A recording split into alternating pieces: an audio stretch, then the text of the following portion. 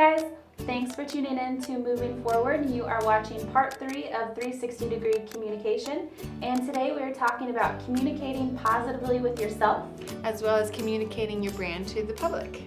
So let's get started. My article is from Mind Body Green, and it's titled 14 Mantras to Help You Build Positive Self-Talk. So what do you know about positive self-talk? Do you know how important it is, or what sort of background knowledge do you have about it? My family was very much into the let's be honest with each other. If you have an issue, you can talk about it for sure, but don't keep stuffing it down because sooner or later it's going to erupt all over everybody and nobody wants that. Yes. So it was definitely bringing up of being honest with yourself about how you're feeling and being willing to accept others of where they were feeling. Yeah.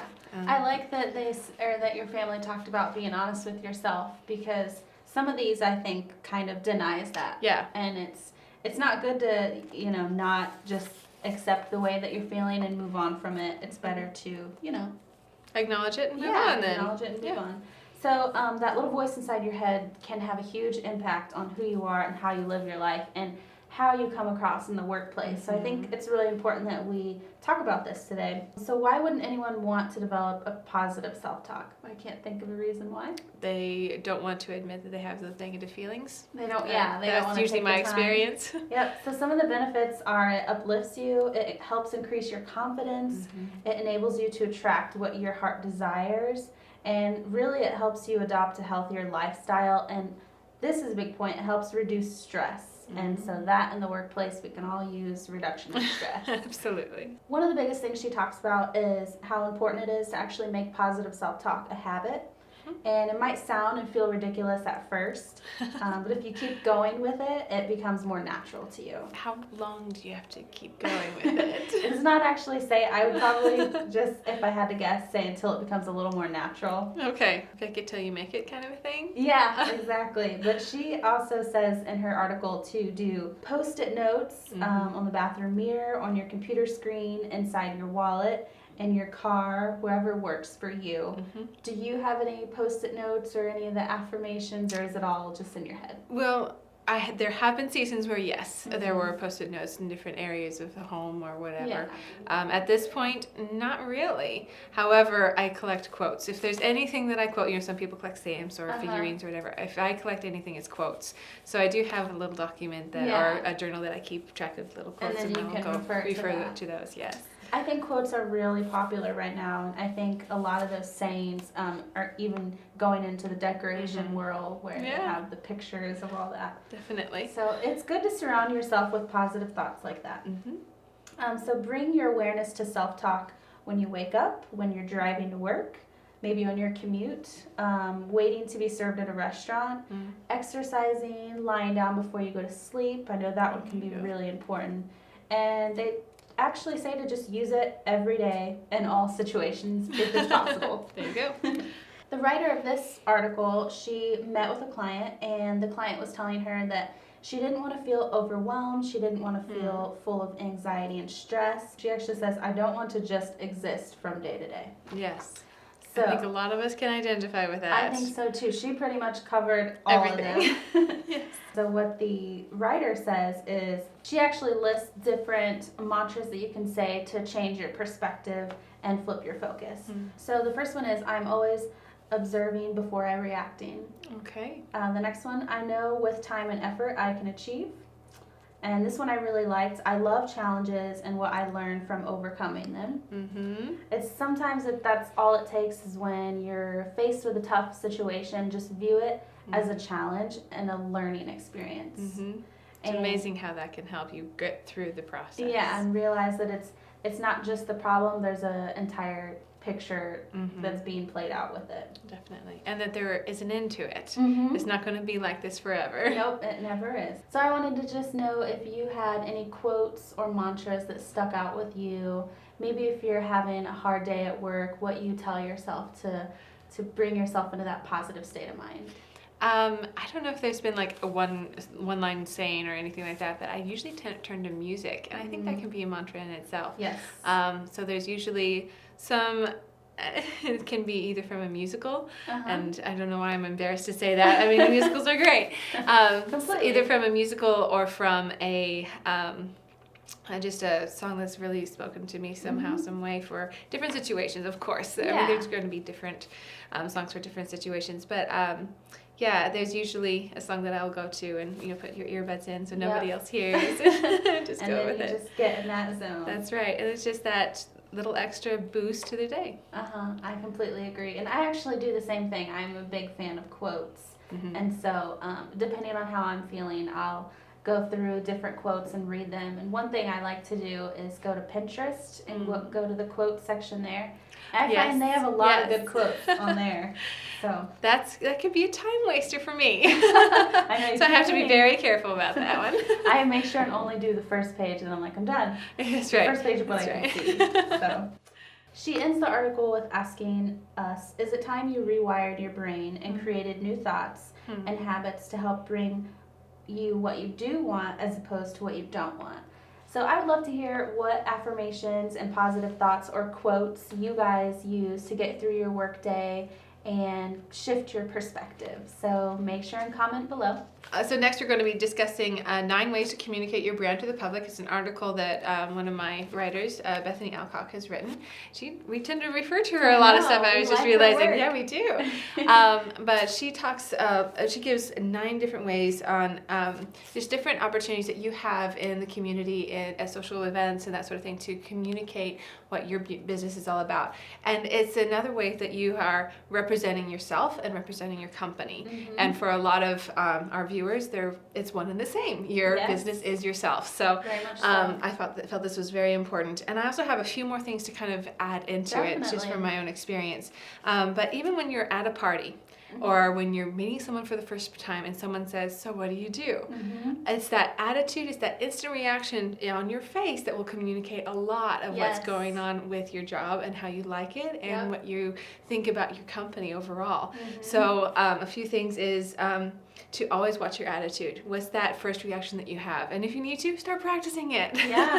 It's okay to have that, okay, this is how I'm going to react. It's not going to, don't roll your eyes, don't groan, don't have that attitude of, oh, this is the worst job ever, unless it really is, but then you probably shouldn't be talking about it. You should be getting something else.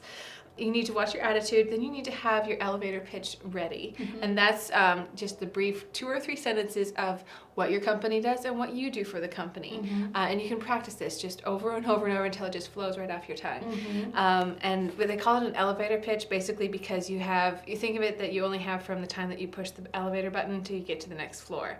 That's how much time you have to communicate everything. And I think that's when the attention span tends to go away anyway. And it's okay. They might ask you follow-up questions and you can go from there. But to be honest, people probably just want to hear your job title and the company name and what be done. So be prepared with your elevator speech. Practice it with a friend. Practice it in front of the mirror. Practice it until it's easily off your tongue. And also have business cards. I was just talking to one of my coworkers, and he was like, just happened to meet somebody at the mall, and they struck up a conversation, and he didn't have a business card, they were incredibly interested in paper media, but he didn't have a business card with him, and he's like, I feel like I lost something. And of course, if you're scrambling or trying to find some sort of scrap of paper and a pen, it's going to look unprofessional. I agree. So Bethany goes on with her article, keep the message effective. Your message should be easily understood, persuasive to action, and memorable. So even with your elevator pitch, when you're talking to somebody else about what you do, give an idea of why you're passionate about it.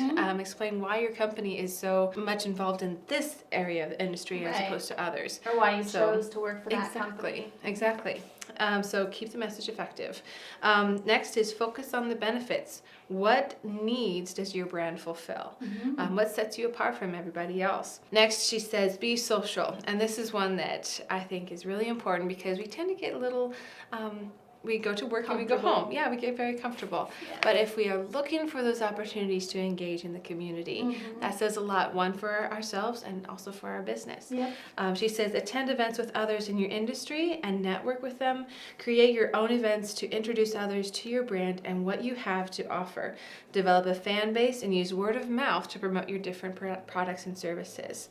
Even though we can get comfortable, I was wondering, how do you actively pursue those social events? How do you pursue that networking? I don't know if I actively pursue recently any events. I know it's just been one of those long winters, but it's true. Definitely when I'm traveling has not really been an option. I know. When I'm out in the community, though, I have that state of mind of anyone that I meet could potentially be a new client or a new customer, and basically one of the benefits that we have is, if there is a business, we can probably provide a service for them within reason. So everyone pretty much that we talk to could be potentially something for us. So you always have that on your radar, no matter where you go. Restaurants, shopping, you just know that this as long as I'm not looking like a complete mess and I look put together and I have business cards with me, I'm like, okay, I could meet someone, and you just never know.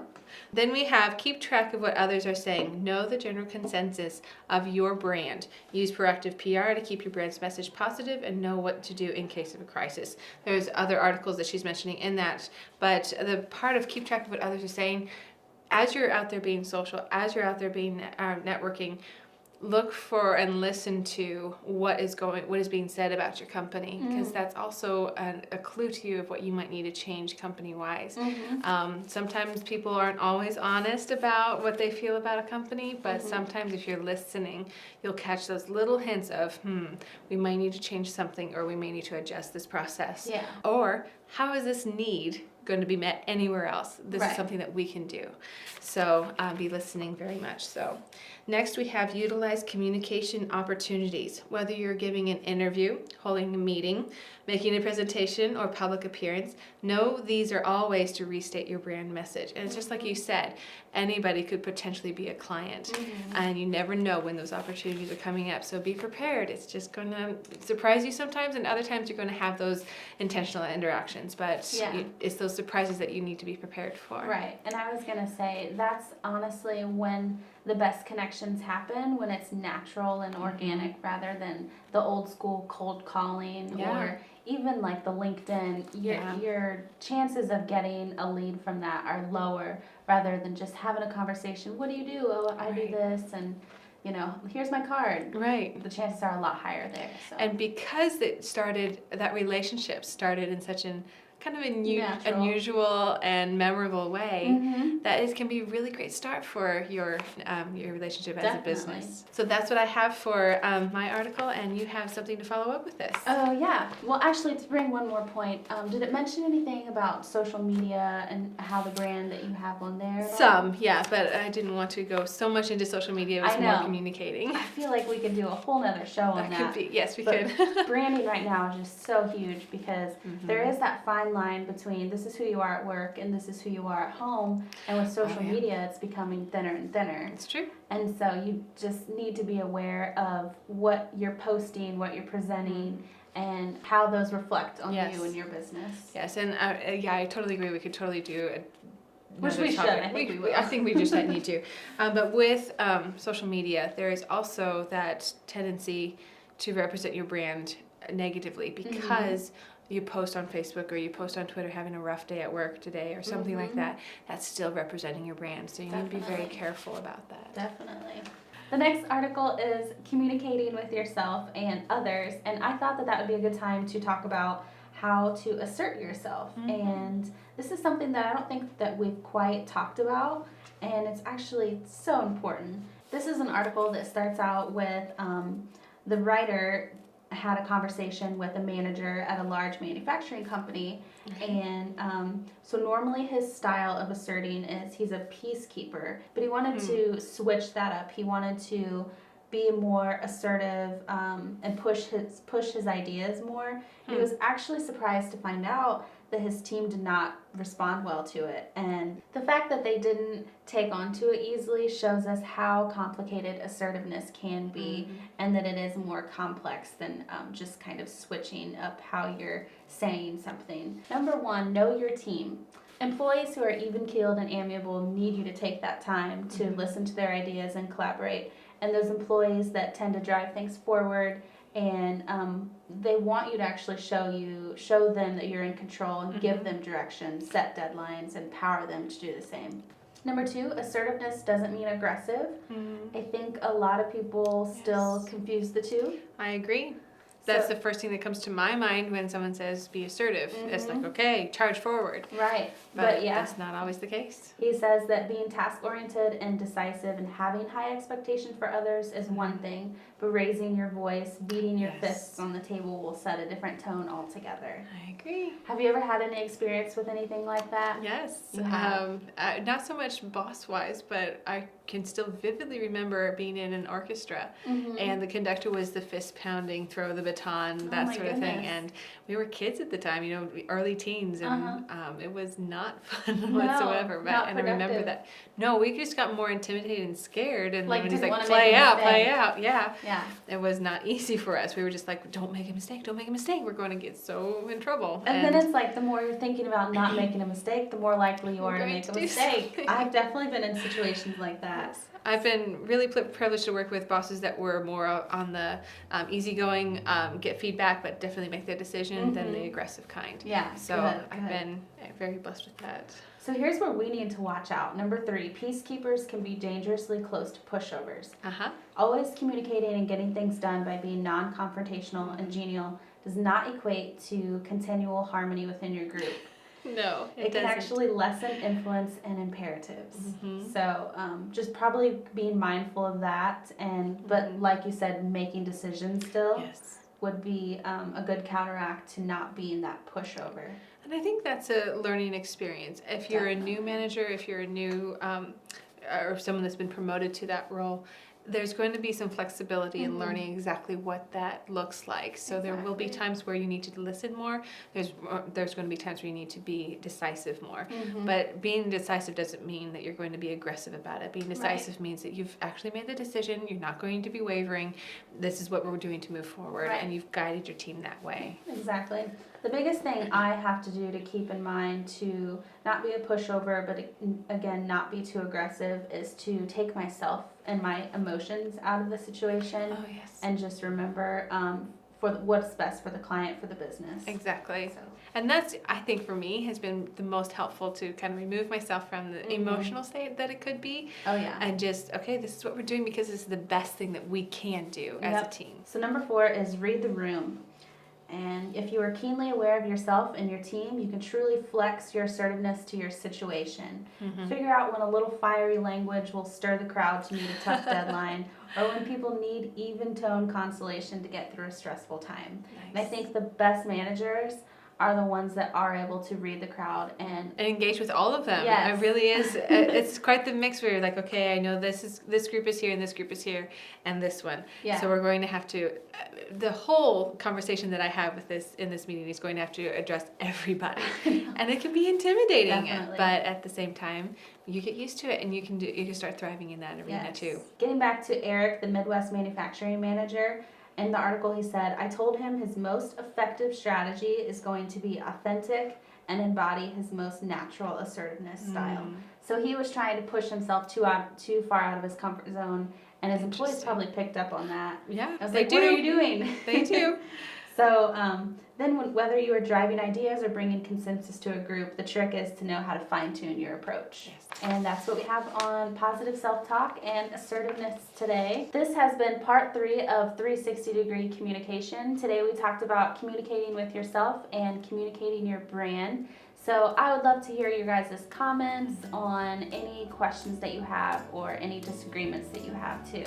And tweet me at ThoughtKebabs. And you can tweet me at Leilani SQ. And as well, we would love to hear about what you are looking for. If there's topics that we've missed in this communication, please let us know.